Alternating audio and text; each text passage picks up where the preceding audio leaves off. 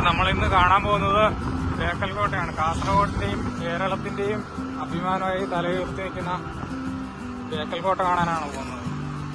ഞങ്ങളുടെ യാത്ര തുടങ്ങുന്നത് കാഞ്ഞങ്ങാട് നിന്നാണ്. ഇവിടുന്ന് ഏകദേശം ഒരു 10 കിലോമീറ്റർ മാറിയാണ് ബേക്കൽ കോട്ട സ്ഥിതി ചെയ്യുന്നത്. ഇതിനു മുമ്പ് യാത്ര ചെയ്ത ജമലാബാദ് ഫോർട്ടും ഇന്ന് നമ്മൾ കാണാൻ പോകുന്ന ബേക്കൽ ഫോർട്ടും രണ്ടും ടിപ്പു സുൽത്താന്റെ ചരിത്രവുമായി ബന്ധപ്പെട്ട് നിൽക്കുന്നതാണ്. അതിനെക്കുറിച്ചുള്ള വീഡിയോ ഞാൻ മുമ്പ് ചെയ്തിട്ടുണ്ട്, അത് നിങ്ങൾക്ക് കയറി കാണാവുന്നതാണ്. ഇത്തവണ ഡിസംബർ അവസാനത്തോടു കൂടി ബേക്കൽ ഫെസ്റ്റ് കൂടി നടക്കുന്നുണ്ട്. 3ാമത്തെ തവണയാണ് ഫെസ്റ്റ് നടക്കുന്നത്. നല്ല ജനപങ്കാളിത്തം തന്നെയാണ് ഓരോ തവണയും കണ്ടുവരുന്നത്.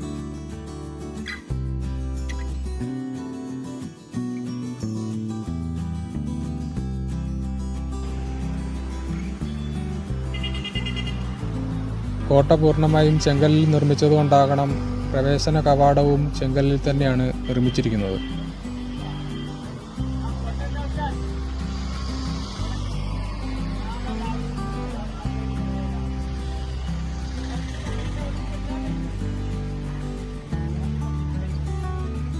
കോട്ടയിലേക്കുള്ള പുതുക്കിയ എൻട്രി ടൈം രാവിലെ 6:30 മുതൽ വൈകിട്ട് 6:30 വരെയാണ്. ഇങ്ങനെ ടൈം എക്സ്റ്റെൻഡ് ചെയ്തിരിക്കുന്നത് സൂര്യോദയവും സൂര്യാസ്തമയവും കാണാൻ വേണ്ടിയിട്ട് കൂടിയാണ്.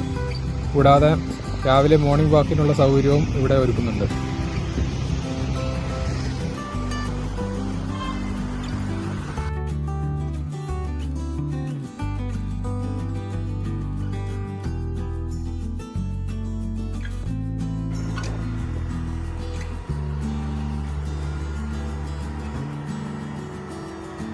അതിനുശേഷം നേരെ പോകുന്നത് പാർക്കിംഗ് ഏരിയയിലേക്കാണ്. ഇവിടെ ഇരുചക്ര വാഹനങ്ങൾക്ക് 10 രൂപയും 4 വീലറിന് അതിൽ കൂടുതലുമാണ് വാങ്ങുന്നത്. കൂടാതെ ഇതിനോട് ചേർന്ന് തന്നെയായിട്ട് ഇലക്ട്രോണിക് വാഹനങ്ങൾക്ക് ചാർജ് ചെയ്യാനുള്ള ചാർജിംഗ് പോർട്ടൽ കൂടി നിർമ്മിച്ചിട്ടുണ്ട്.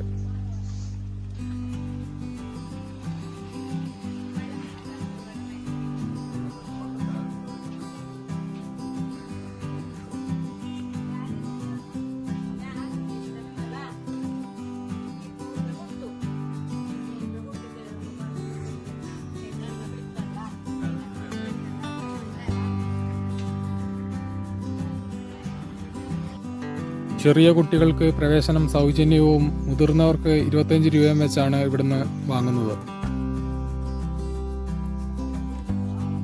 കോട്ടയ്ക്ക് മുന്നിലായി ഇന്ത്യയുടെ ദേശീയ പതാക ആകാശത്ത് പാറിക്കളിക്കുന്നത് കാണാം.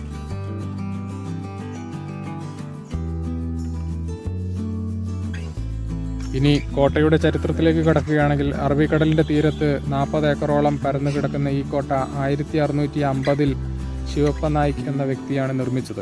എന്നാൽ കോലത്തിരി രാജാക്കന്മാരുടെ ഭരണകാലത്ത് ശിവപ്പ നായിക് ഈ കോട്ട പുതുക്കി പണിതതാണ് എന്നും പറയപ്പെടുന്നു.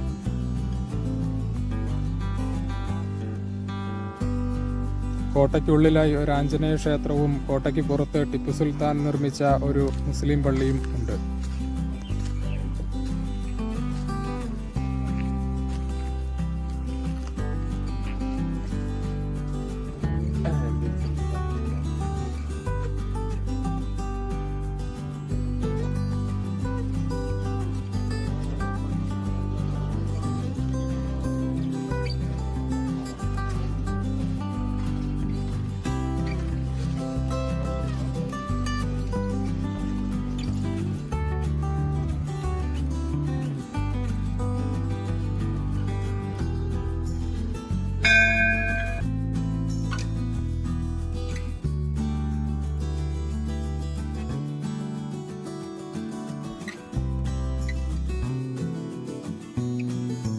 നിലവിൽ കോട്ടയുടെ പരിപാലനവും നവീകരണ പ്രവൃത്തിയും ആർക്കിയോളജിക്കൽ ഡിപ്പാർട്ട്മെന്റ് ഓഫ് ഇന്ത്യയും കേരള സർക്കാർ ടൂറിസം ഡിപ്പാർട്ട്മെന്റും ചേർന്നാണ് നടത്തിവരുന്നത്.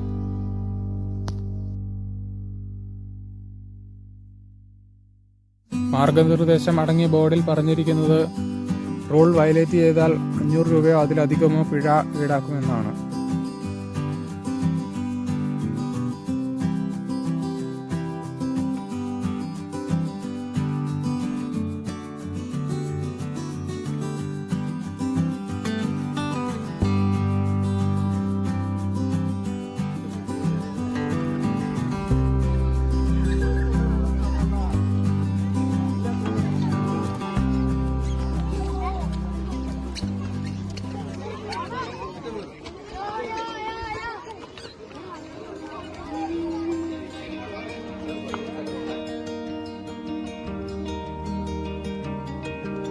കോട്ടയുടെ മധ്യഭാഗത്തായി തന്നെ കാണുന്ന ഈ വാച്ച് ടവർ ഏകദേശം 9 മീറ്ററിലധികം ഉയരമുണ്ട്.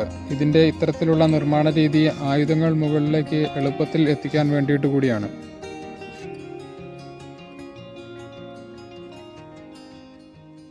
നിലവിൽ കോട്ടയുടെ നവീകരണ പ്രവൃത്തികൾ പലയിടങ്ങളിലായി നടന്നു വരുന്നുണ്ട്.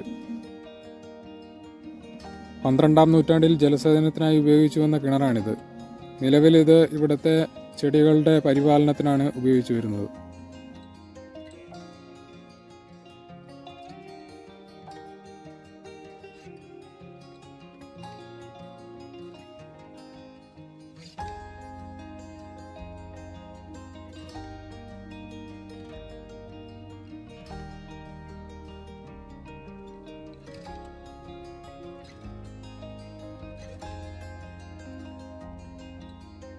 കോട്ടയുടെ മധ്യഭാഗത്തുള്ള ഈ വലിയ നിരീക്ഷണ ഗോപുരത്തിന് മുകളിൽ കയറി കഴിഞ്ഞാൽ ഏകദേശം എല്ലാ വശത്തെ കാഴ്ചയും കാണാവുന്നതാണ്.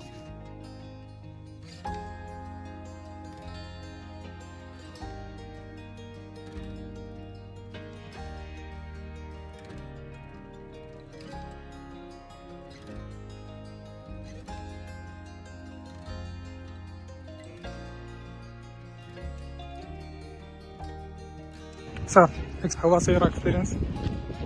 Very good. I'm very surprised at this. Where are you from? We are from Kasaragod. This place. Kasaragod. This place. From this place. Okay. Taking a picture. Where are you from? We are from Bangalore. We are from Bangalore. You're taking our picture? Yes. YouTube channel. YouTube channel. Huh? YouTube channel. YouTube channel? Yes.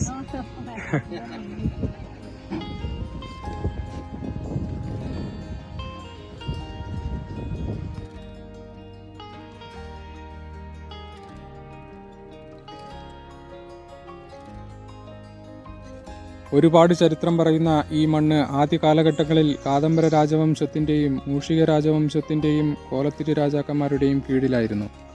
ഇതിനുശേഷം വിജയനഗരം സാമ്രാജ്യത്തിൻ്റെ കീഴിലായി. 1565 നടന്ന തളിക്കോട്ട യുദ്ധത്തിൽ വിജയനഗരം പരാജയപ്പെട്ടതിനു ശേഷം പ്രദേശം ബദനൂർ രാജാവിൻ്റെ അധീനതയിലായി. പിന്നീടത് 1763 മൈസൂർ രാജാവായ ഹൈദരലിയുടെ അധീനതയിലായി. തുളുനാടിൻ്റെ ഒരു പ്രധാന ഭരണകേന്ദ്രം കൂടിയായിരുന്നു ഈ കോട്ട. ടിപ്പുവിൻ്റെ പരാജയത്തിനു ശേഷം 1791 ഈ കോട്ട ഉൾപ്പെട്ട പ്രദേശം ബ്രിട്ടീഷുകാരുടെ അധീനതയിലായി.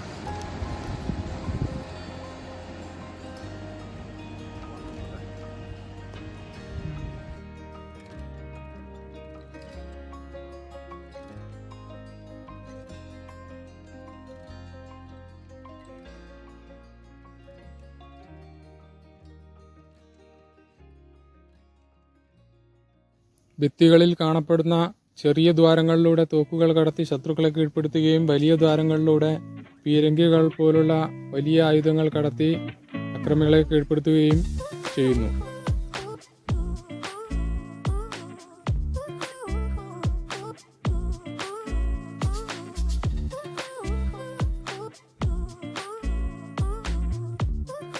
കടലിനോട് ഏറ്റവും ചേർന്ന് നിൽക്കുന്ന സ്ഥലത്തേക്കാണ് നമ്മൾ അവസാനമായി പോകുന്നത്. ഇവിടെ നമ്മുടെ സുരക്ഷയ്ക്കായി 2 ലൈഫ് ഗാർഡിനെ നിയമിച്ചിട്ടുണ്ട്.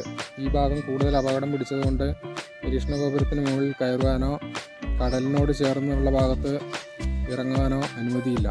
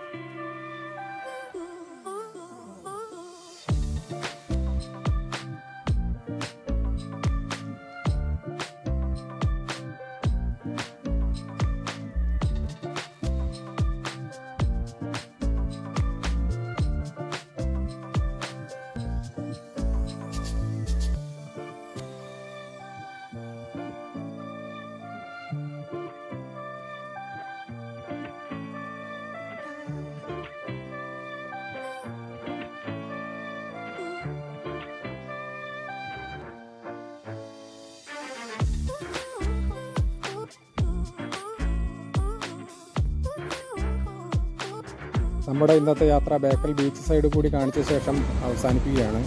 വീഡിയോ കണ്ടിട്ട് ഇഷ്ടമായാൽ സബ്സ്ക്രൈബ് ചെയ്യാൻ മറക്കല്ലേ.